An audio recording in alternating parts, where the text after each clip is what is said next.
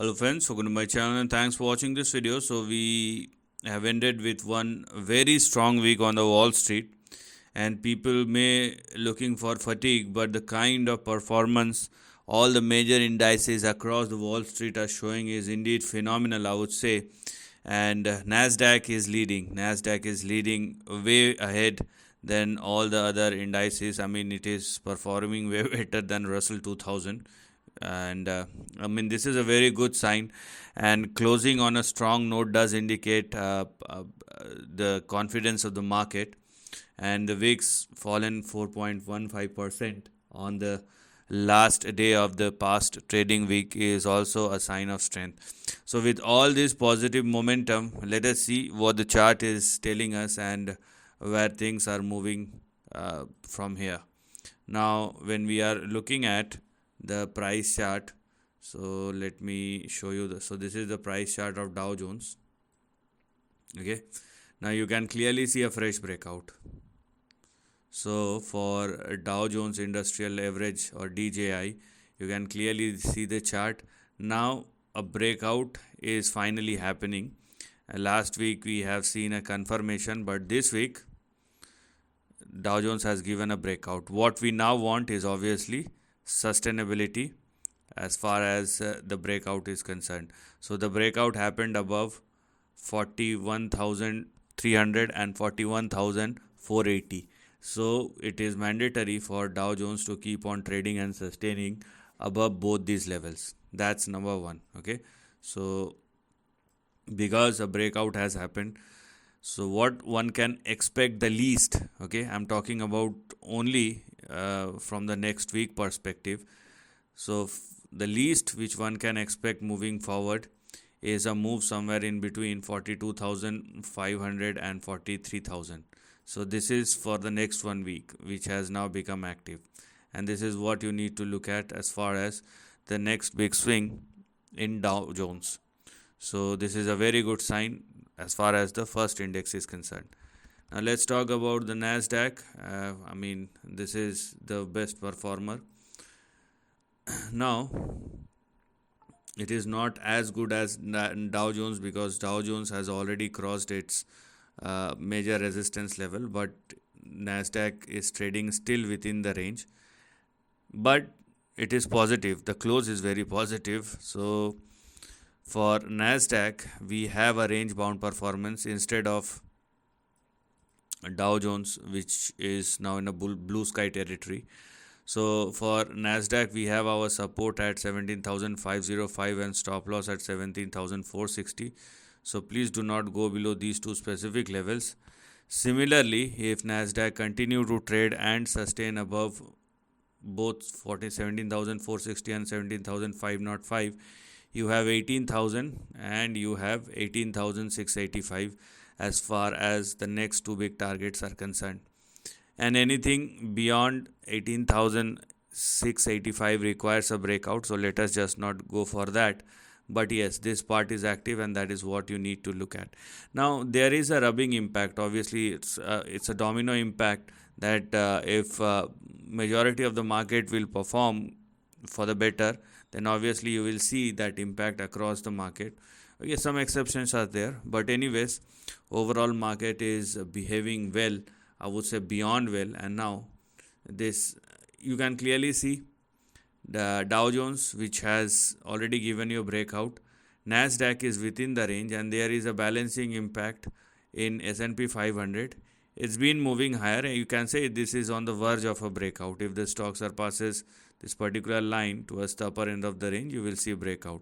So for S&P 500, you have 5571, which is our support and stop loss, and right now 5680, 5681, which is our target and resistance. So this is what is active for the time being. Once it surpasses 5680 and sustains thereafter, you will see next big upside which will eventually start.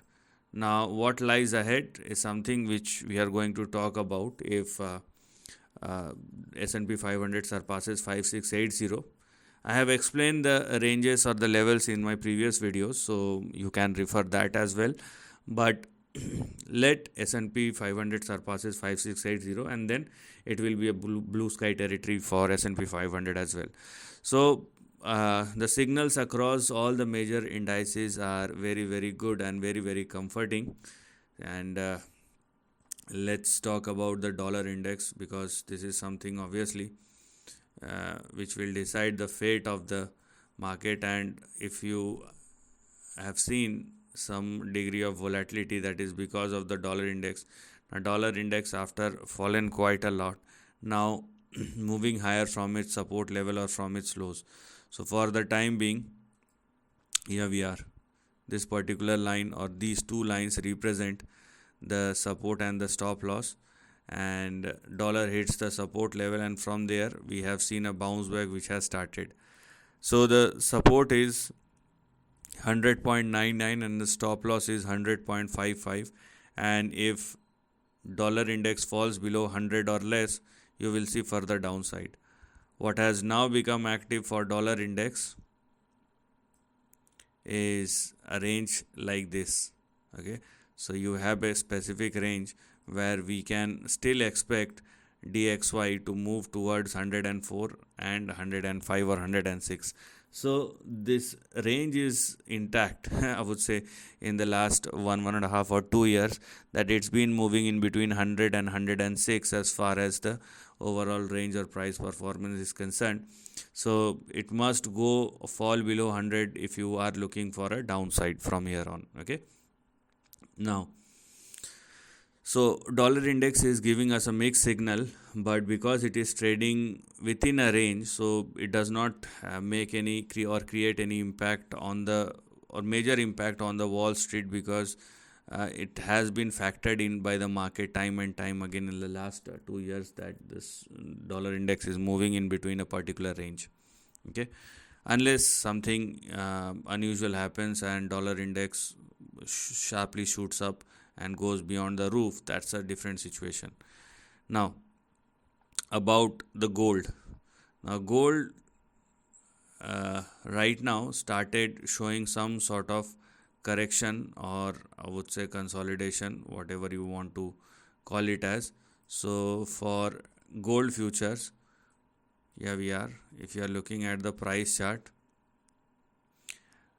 so this trend remains, because I have been talking about this trend for the last couple of months, and this is what we have here. So it is not about a big correction or something like that, but you will get better comfort if gold futures technically hit somewhere near the line. It does not always mean a downside. It can still move higher in a slow manner, and once it touches this line, it will find its near term base, and from there you will see a sharp momentum. So this correction is not signaling right now, it is not signaling something big on the downside, but with this correction, what has now opened up is this part, at least this part. Okay, so a fatigue kind of situation is there, where we have 2477 which is our support and stop loss, and 2577 or 2578 which is our target or resistance on the upside. So for gold or gold futures chart, you have to be a bit more, I would say, cautious right now, and let it again surpass and sustain above 2578 before gold futures started moving higher. So that is something which we need to look at, because because the dollar index started moving higher, so it will have a negative impact in the near term for gold. That is also a situation which one must look at, right? Now let's talk about the crude as well. So WTI crude futures, and here we are. I mean, this is more or less flat to negative. We do not have something phenomenal which is going on as far as WTI crude oil is concerned. And let me tell you, we have seen this trend. If the Republican Party wins this time, it will have a huge impact on WTI crude, and you will see a sharp decline in the price, because we have seen Republican Party policies that they they are supportive to manufacturing, and they don't bother much about this clean environment and all, and they will start pumping in oil within the US economy, and it will have a negative impact on the oil price. So it will all depend upon the election. So for the time being, there is a well established range where we have 62 and 68 as our support and stop loss, and 85 and 93 as our target and resistance. But as I told you, as soon as the election happens or result declared, and people get to know who is coming, the price will react, and react big time. Okay, we have seen this thing in the past, and the same thing happens in the future as well. So this is the end of the video. Thanks for watching.